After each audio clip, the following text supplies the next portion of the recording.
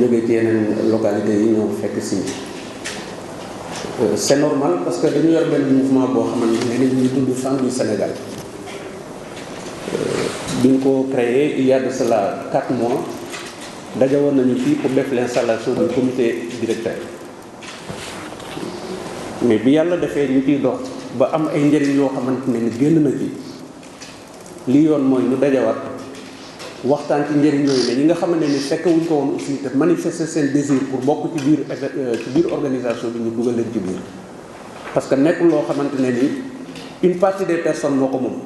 Sénégal bi yëpp ñoo ko moom moo tax ñu tuddee ko Femmes du Sénégal parce que mënoon nañu ko tuddee aussi les femmes de Thiès Femmes du Sénégal lañu ko tuddee parce que programme bi yaatu na te je pense que femmes yi nekk ci Sénégal yëpp xaj nañu.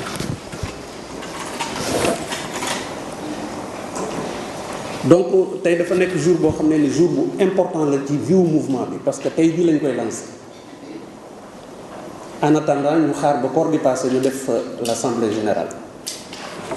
parce que temps yëpp damay dégg ci Sénégal ay programmes yoo xam ne ni effectivement ay programmes yu important la mais ma jàpp ni comme population Sénégal tey jii bu fekkee ñetti xaaj la ñaar yëpp ay jigéen lañu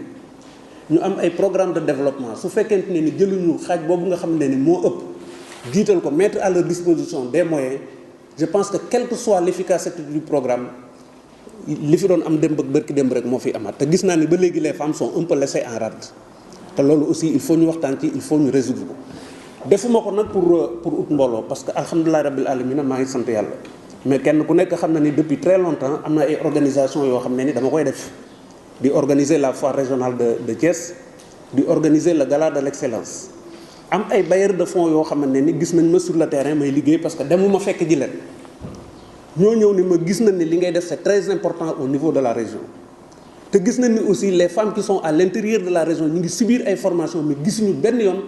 formation boobu lan la leen jëriñ parce que c'est des formations yoo xam ne ni soo ko defee dem toog te kër te àndul ak ay moyens yoo xam ne ni moo lay permettre nga exister formation yooyu ñàkkoon koo def sax moom mooy gën bëgg nañ leen dimbali mais ku organiser wul kenn mënu ko dimbali ku formaliser wul kenn mënu ko dimbali ku amul fu mu jëm également kenn mënu koo dimbali. biñ ma waxee loolu ci laa am xalaat am yenn jigéen yu nekk ci biir salle bi yoo xam ne ni woo naa leen waxtaan ci ak ñoom. parce que il faut aussi lii may def leer ci bopp nit ñi sax moo tax may commencer par donner des explications comme ça ma ni leen réew li koy développer mooy production dem jënd bitim réew ñëw di jaay loolu développé wul réew. am na ñoo xam ne ni ils ont des moyens parce que fii am na fi ay fonds yoo xam ne ni c'est des fonds perdus ko kenn kuy liggéey ci développement ku nekk xam nga ko am na fi ay ONG yoo xam ne ni tamit dañu fi nekk pour appuyer les femmes mais malheureusement programme yi nga xam ne ni dañ leen koy soumettre nekkul ay programme yoo xam ne ni programme yu wér la bañ mën a jël seen xaalis di ko dugal ci programme yooyu encadrement bi ñu war a am aussi pour ñu wóolu leen jox leen seen xaalis bu ñu xoolee ci ginnaaw jigéen ñooñu gisuñu encadrement boobu alors ils m'ont sollicité bi ñu ma sollicité ñu ne ma fexeel femmes yi organisé wu su femmes yi organisé woo ci ay projets yu rentable ñun mën nañu mettre les moyens à leur disposition des moyens financiers et des moyens techniques ba nga xam ne ni fii ak juróomi at képp ku ñëwaat ci biir famille di nga gis ni am nañu changement bu wér man nag sama objectif du ma ko nëbb groupement ci jëmmi boppam laa bëgg mu jóge fii mu jóge Sénégal parce que man damay rappelé wu bi ma nekkee xale ba léegi damay dégg ay groupement de femmes mais mënu maa fexe ba comprendre lan mooy groupement de femmes wala boobu groupement de femmes mooy loo xam ne ni dañuy jël jigéen ñi rek dajale leen foofu de façon un peu organisée su fekkee ne ni politicien bi bëgg na def meeting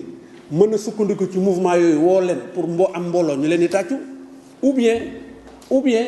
dañ leen di jël di leen defal ay formation yoo xam ne bu ñu leen ko defalee ba pare dañ leen bàyyi ñu dem toog seen kër man j'ai réfléchi mais je n'ai pas compris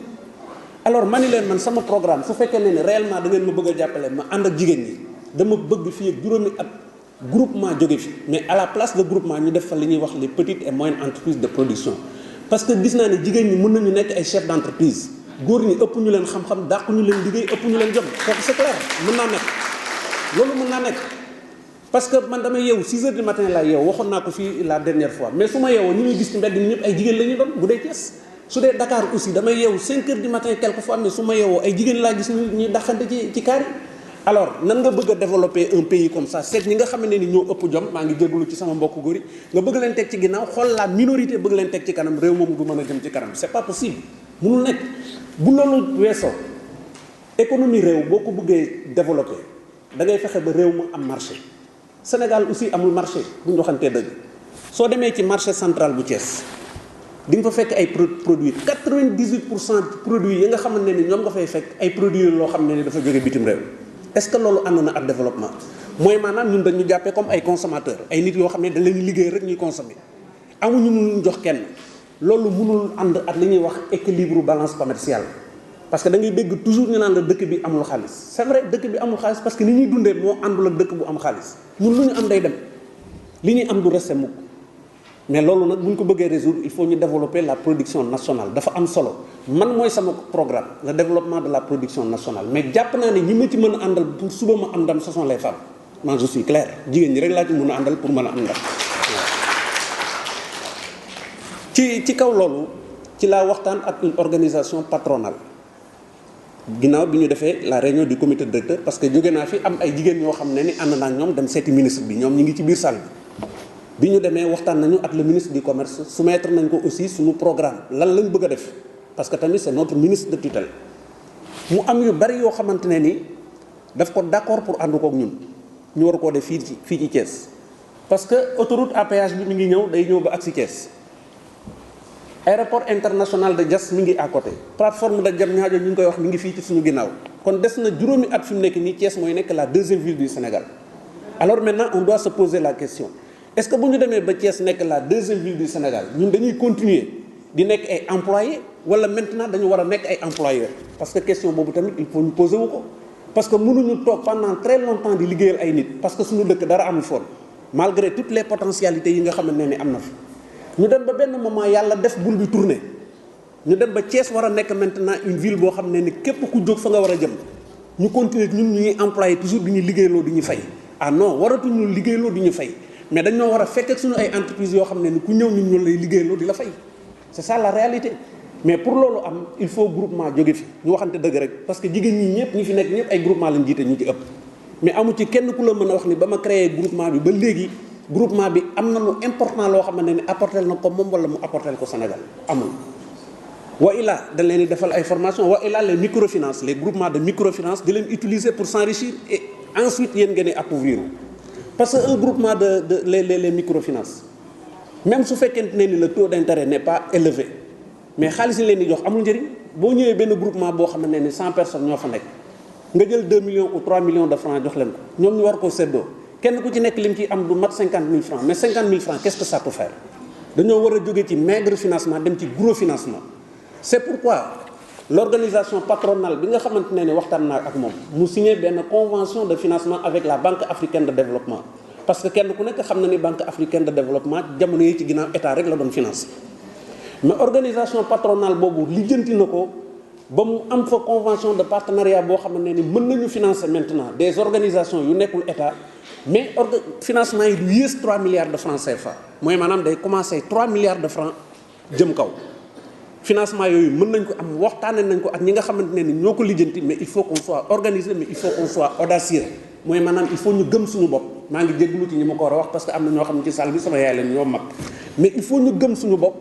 gëm ni li am ci yeneen dëkk yi mën na am Thiès gëm ni on peut être des chefs d'entreprise incha allah loolu bu nekkee ci suñu bopp fii ak juróomi at ci kantanu yàlla bu ñu fi toogaatee kenn du suñu groupement laa jiite mais entreprise laa jiite ngay dégg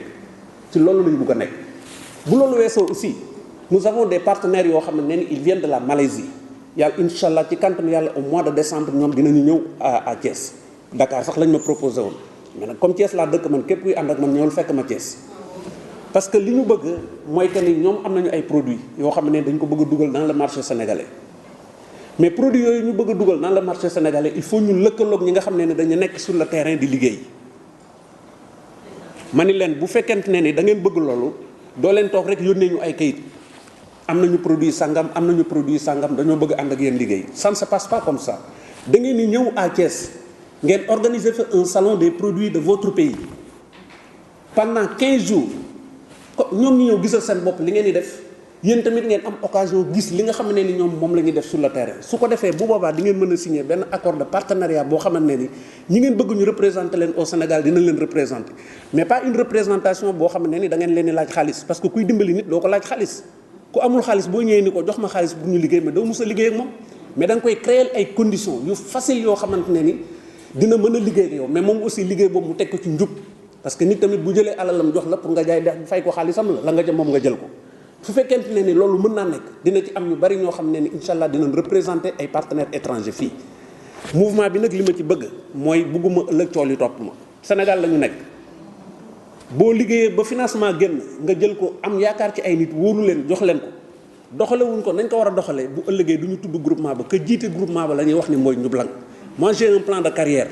li ma war a def dafa bari te dama ko bëgg a teg ci jub il faut ñi nga xamante ne ni nag ñoom lay àndal pour àgg foofu ñoom aussi li may def ak ñoom ñu teg ko ci jub mais incha allah li ma leen mën a garantiral mooy que ni yéen nekkatu leen ay objet maa ngi jégaluwaat encore une fois ci terme bi mais vous êtes des appareils parce que objet mooy maanaam paaka boo xamante ne ni boo ko soxlaa nga jël ko dagg ci dara boo paree tegaat ko place am boo ko tegee foofu mënu faa jëlee boppam tant que soxlawaatoo ko ñëw jël ko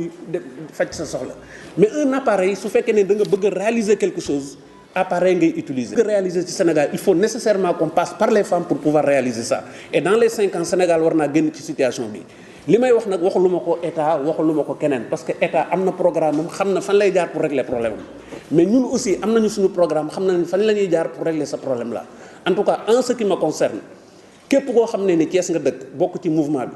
wala nga dëkk ci beneen localité am confiance ci ñun bokk ci biir mouvement bi incha allah programme bi nga xam ne dañ ko lal dans les 5 ans duñ ko génn te kenn ku ci nekk yoruloo sa yëfi bopp di ko doxal yor sa ay employés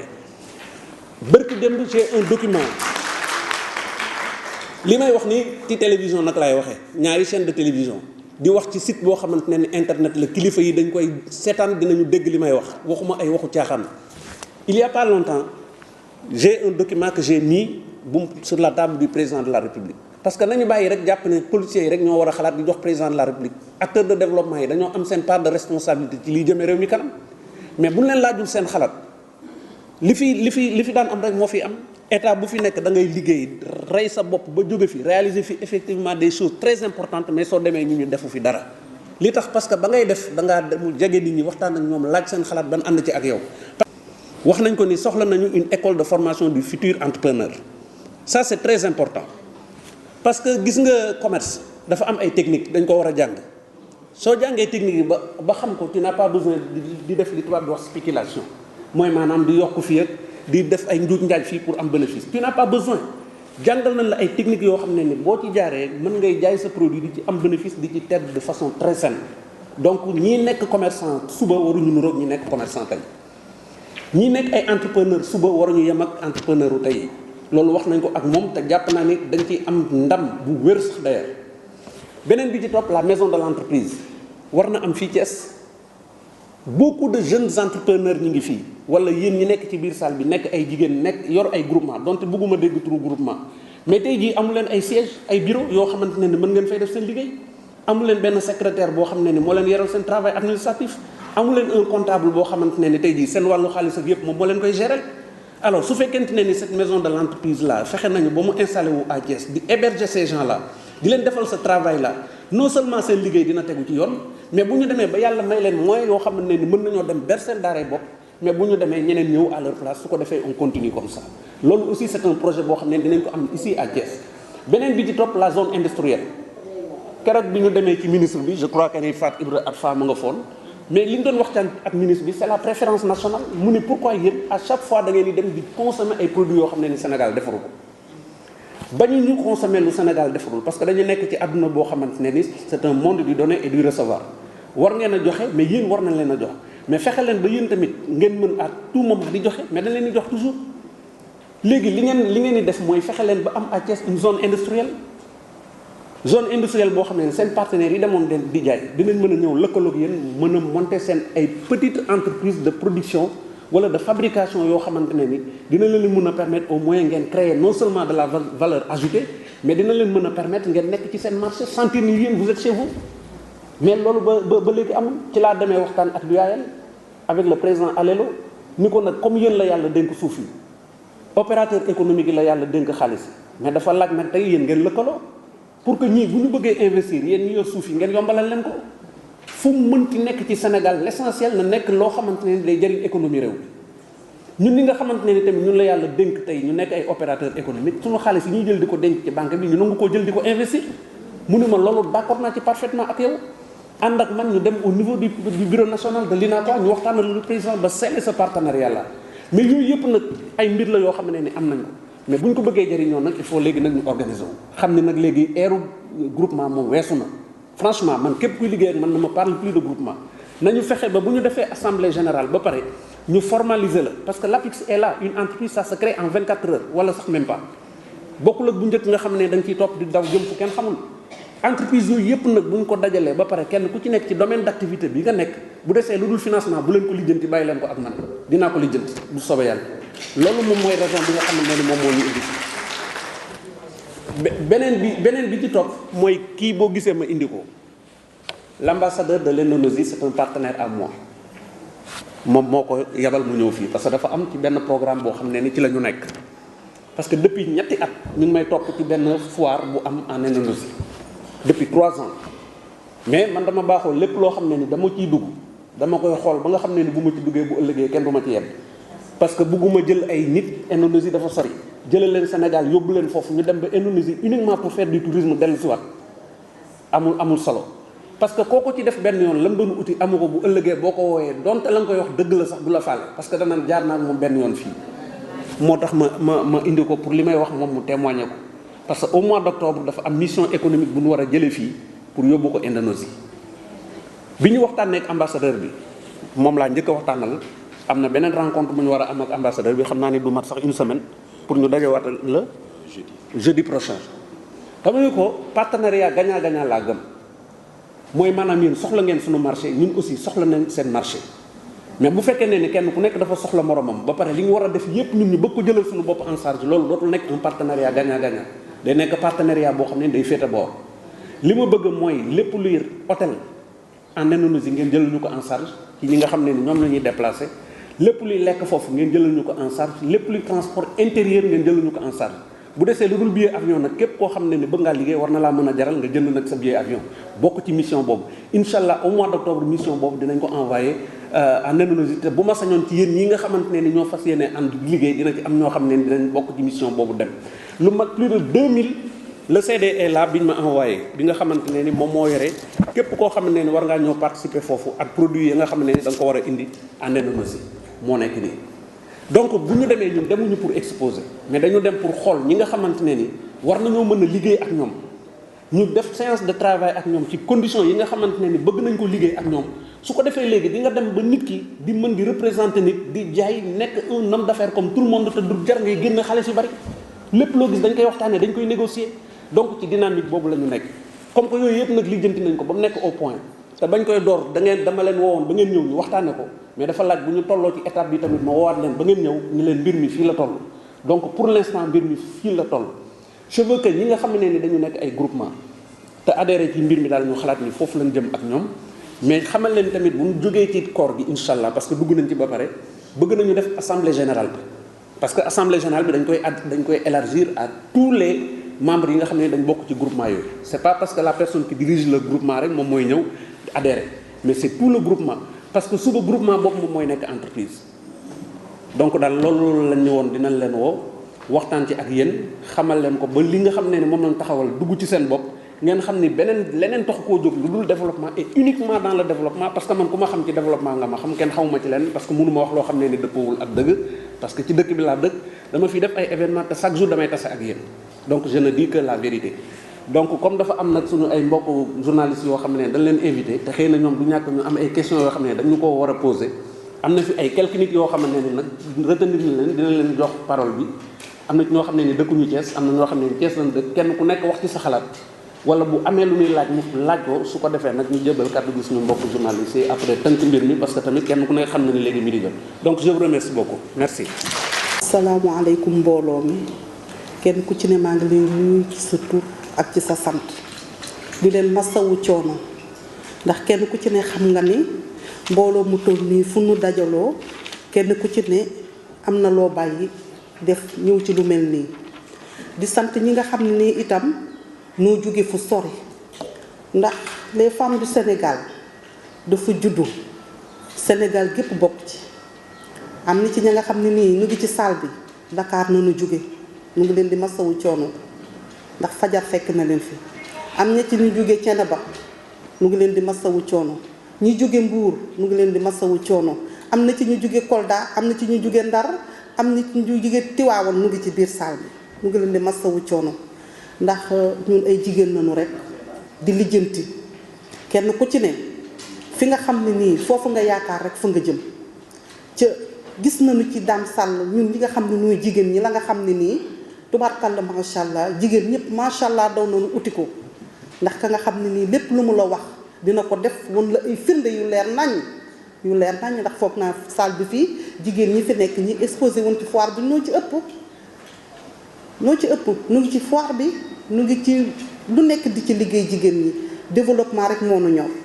mu ngi leen di ñaan nu góorgóorlu laxasaayu topp ci ginnaaw Dame Sall mi nga xam ne nii moo nu bëggal fii ak juróomi at dootuñu wax waxi association dootuñu wax waxi groupement dootuñu wax waxi GIE lu nuy wax petite et moyenne entreprise loolu la ñu bëggal nanu góorgóorlu nanu takku jàppoo àndandoo ñun ñëpp kenn ku ci ne soo gisee sa moroom xamal ko carrément ne ko les femmes du Sénégal juddu na Thiès la juddoo képp ku nekk ci région bi ak région boo mën a nekk soo wootee su soobee yàlla ci numéro bii nu leen di jox di ngeen ci jot soo ci wootee di ngeen ci jot ca di nga bokk ci les femmes du Sénégal soo leen gisee nag nu yemale ko fii dañu woo présidente association yi ak présidente GIE yi rek pour nu ñu fekk fi ñoom suñu génnee nu egg dem tuuri ci li nga xam ne nii mooy seeni association ak seeni GIE wasalaam ngeen baal ma ak léegi nag am na yoo xam ne si mënuloo ko batale foog nga def ko kon ñi ngi kontaan ci yéen parce que ci loolu lañ leen xam ndax amul benn jigéen booy woo ci développement muy tardé su ko mënee ak bu ko mënul li Dame wax nag dafa am solo daf ni bëggatu la dégg groupement te ñun xamuñu woon lu dul groupement ak association comme nag moom nee na bëggatu la dégg loolu te ku nekk gis na jëfam ak li mu def macha allah kenn dootu tuddati Thiès te waxuloo foire nationale mënatuloo tudd te waxuloo gala bi ñuy def te nag macha allah mu juddoo Thiès di seet lan mooy développé Thiès mu nekk ci ak ñun comme nag li muy wax ñun ñi ngi ciy teg suñu loxo ñi ngi ciy teg suñu bët te gëm ko nag man de li ma jël décision mooy ñu ànd ak moom ci li mu wax ndax nag amul formation bu dul bu jinne bu ngeen def formation ne bu nekk def ngeen ko wante si bi ci boppam mënu koo am bi ci des tam mooy lim ni bu demee ba jéngu alali jàmbur nañu ko def ni ñu ko war a defee ay gor rek ñoo ne ci saal bi ay jàmbaar rek ñoo ne ci saal bi ñu gëm yàlla rek ñoo ne ci saal bi ay njaboot yoo xam ne si ku leen dimbali ñu dimbali seen njaboot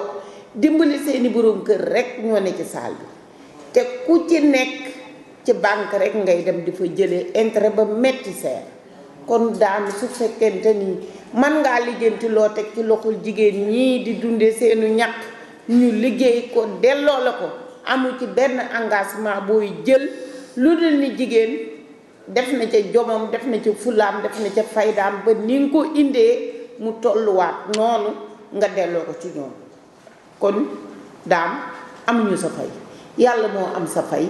yàlla na la fay jigéen ñu am jom daal jigéen ñu am personnalité jigéen ñu néew doole waaye ñu am dignité ñoo nekk ci salle bi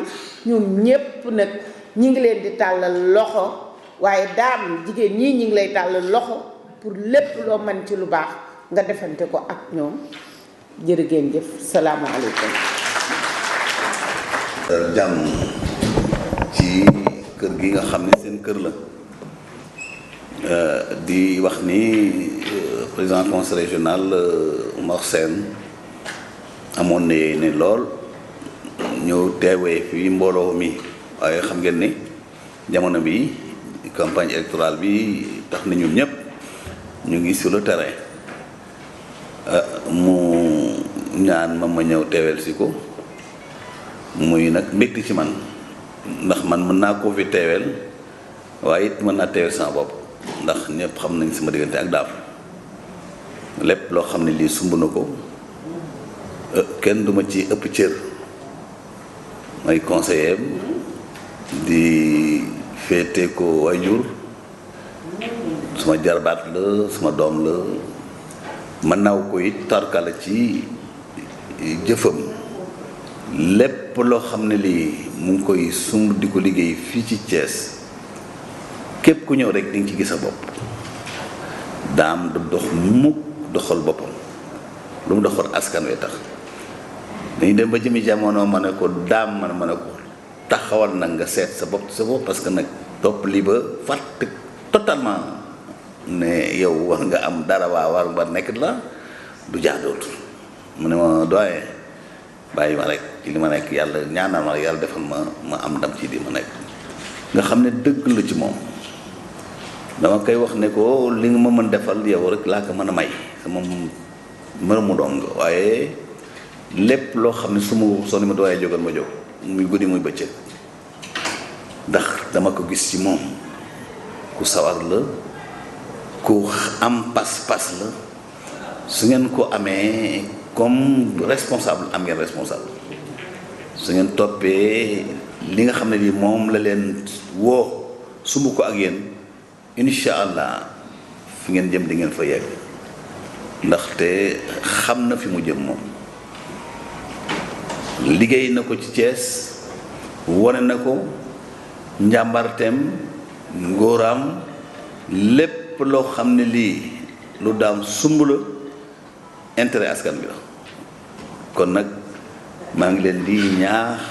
ngeen gën ko topp gën a déglu ay ndigalam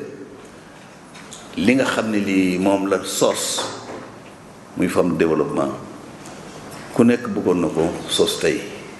waaye nag moom la ko yàlla jagleel su yeboo mu jógee fii na dem fële droit d'auteur mu bindu fa wane ne lii mu sos moom moo ko sos njëkk ko sos ku ko fi defee da ngay def li wax plagiat maanaam toppandoo nga roy nga ci moom waaye nag ndam li incha allah ci moom la jëm parce que femme développement lu am solo la mën ngeen ci lu ne mën ngeen ko ci def projet yeeg lépp loo xam ne lii moom ngeen mëbét mu jëm ci seen koom-koom di koom-koomu réew di koom-koomu jigéen di avancement jigéen mën ngeen ko réaliser ci seen kuréel bii nga xam ne moom ngeen samp fii tey daa mboote ci jiital ci ñi nga xam ne ñii ay jigéen ñu am farlu lañu ñu ci mel ni ay Fadim Raña ñu ci mel ni Fadem Masane ñeneen ñoo ñëpp ñu di leen encouragé ñu gën a nekk ci wetu daam gën ko jàppale incha allah ñun nag ci suñu wàll ñu ngi leen di wane ne daal fi ñu féete woon daam ñu ngi lay féete ba tey ñu ngi sa disposition muy guddi muy bëccëg conseil régional it ñu ngi seen disposition salle bi ñu ngi ko def seen disposition heure bu ngeen fi bëgg a réunion heure bu ngeen bëgg a def lu ngeen fi bëgg a def salle baa ngi seen disposition autorité yi seen disposition conseil yaa ngi ci seen disposition lépp loo xam ne lii daal lu ñu mën la jël la teg ko ci seen kili mu jëriñ leen ñu ngi ci seen disposition ñaan yàlla suñu borom fi ngeen jublu yëpp yàlla leen fi yàlla jiitu lépp lu ngeen mébét ci mbir mii tey ji yàlla suñu borom yéegaleel leen ko ñuy jub weeru tedd di weeru koor wi ñu ñaan ci barke weeru koor yi nga xam ne mu nuy jub yàlla suñu borom yéwénal seen jataay bii def ci lépp loo xam ne lii moom ngeen ci mébét muy xéewal yàlla def leen mu jig leen